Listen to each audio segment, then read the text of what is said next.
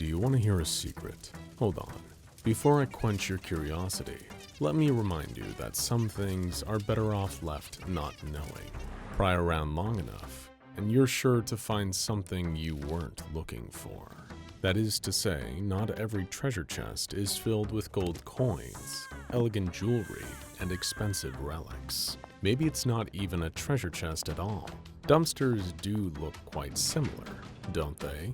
Peek inside and you might find rotting meat and a smell that stings your nostrils. So, do you want to hear a secret now? Of course you do. No disclaimer could stand in the way of humanity and hot gossip. Look at the world around you. Everything revolves around information. The more we know, the more we can say. And is there anything people want more than something to say? Next time you're at a nice restaurant with a group of friends or coworkers or family, look across from you and notice how hard lips have to refrain from belting out interjecting or adding 2 cents. Humans can't help but throw their words into the universe, as if they will echo in importance for eternity. Some might say that listening is a skill. However, you can't argue that it is simply a prerequisite to speaking.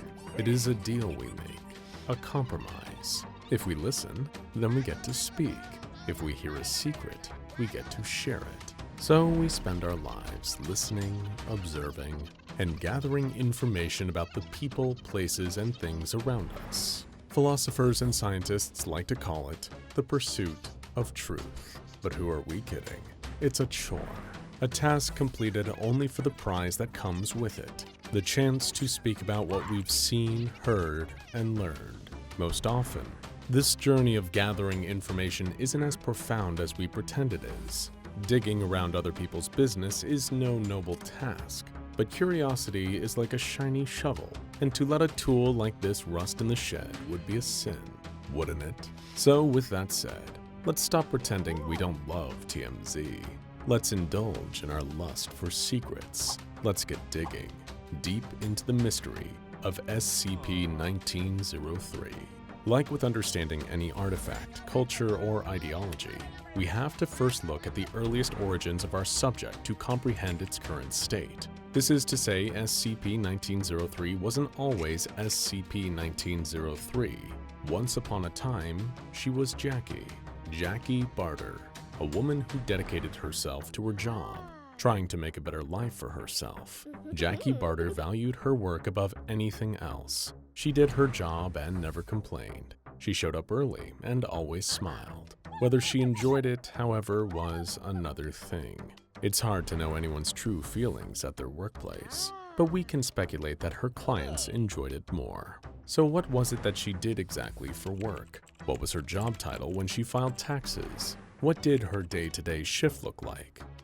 If only it was that easy. She handled her responsibilities behind closed doors, and there was an agreement between her clients, and her boss, Mr. Donner, not to speak of what happened behind said doors. In a way, these customers were paying for privacy. At the same time, and maybe more importantly, they were paying for Jackie. Jackie Barter was one of the primary reasons why Mr. Donner was a success. Sure, he had a knack for business. He knew how to operate in the shadows of anonymity. He knew how to turn a profit. But most importantly, he knew what his clients wanted, and what they wanted was Jackie. But what exactly did she do? What was she offering? Why did they want her? The tight-lipped Donner never made those easy questions to answer. However, what we do know is that she was in the service industry, and she wasn't bringing food or drinks to her clients. Jackie Barter herself was enough for them. She brought her energy, her smile, her personality, her charm, and her glow. She dressed in a white dress and wore novelty bunny ears. The wardrobe never changed. It never had to. While customers came to Donner's establishment to mix things up from their normal lives, when they were there, they didn't want change. They wanted the same thing each time. They knew what they wanted, and it was Jackie Barter.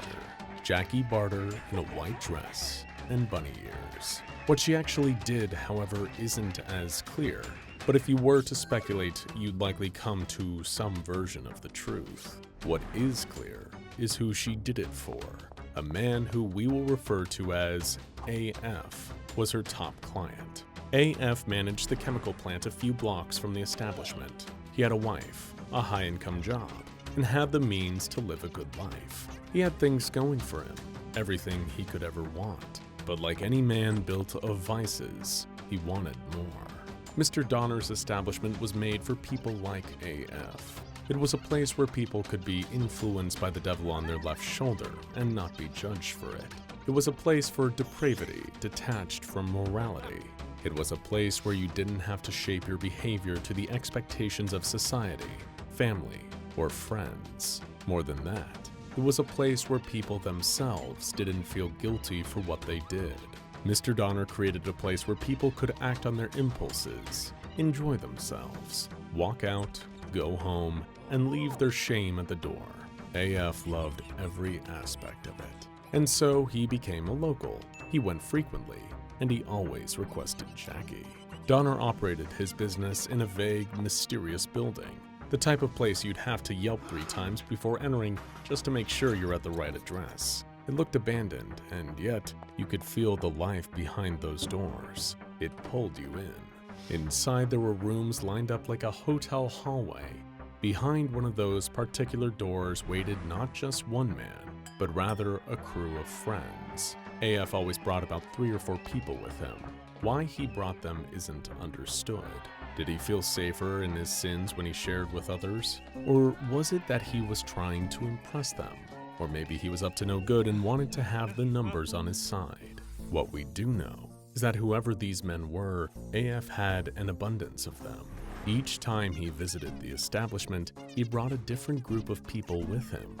But the variance ended there, because each time, his request was exactly the same: the woman dressed in white. He wanted Jackie, and only Jackie. She was his preferred handler. The reasons for this aren't clear. It might be as simple as a man having a specific taste. They might have gotten along quite well, or maybe there's more to it. Maybe he was up to something. Why he chose her, we don't know. But we do know he loved his time with Jackie. Little did he know his time with her was running out. Soon she would be someone or something entirely new. SCP-1903. What happened that night behind closed doors, we aren't sure. But don't let that stop you from speculating. After AF returned home, his wife went to Donner's establishment looking for information. No different than you are seeking information right now, listening closely, waiting for the next bomb to drop. Only she wasn't at her computer. She was actively fighting for it. Donner, being a man dedicated to privacy, kept his mouth shut and sent her away. But AF's wife didn't give up. She knew something was off, and so she tracked Jackie down after hours. Unlike her confrontational encounter with Donner, she was able to ease into a friendly conversation with Jackie and coax information out of her. Slowly but surely, Jackie opened up and told her everything. She told her all about AF's late nights spent there at Donner's establishment and about the men he'd bring with them. More specifically, Jackie explained to her what happened the night in question, and whatever it was enough for Jackie not to come in the next day. And in the days following, that's when everything changed for Jackie. Over the course of the next few days, she painfully morphed into what we see her to be now, SCP-1903. It started in her face. Nothing that wouldn't concern anyone at first glance. Her cheeks turned slightly pink, but the symptoms wouldn't be overlooked for long. She developed claw-like hands and feet. The skin on her face turned into what looks like a paper mâché-styled rabbit mask. Her bunny ears no longer were just for show, but rather they are entirely responsible for her ability to hear. She began to produce mercury and blood through the pores of her hands and feet. No longer was she Jackie Barter. The Foundation stepped in and took her into their own custody and deemed her SCP-1903. This, however, did not come without consequence for the Foundation. The discovery of SCP-1903 and the knowledge obtained and passed along should not have been celebrated, but they didn't know this until the party had already started, and when the balloons began to pop, it was already too late. Let this be a lesson. Be careful of the secrets you tell.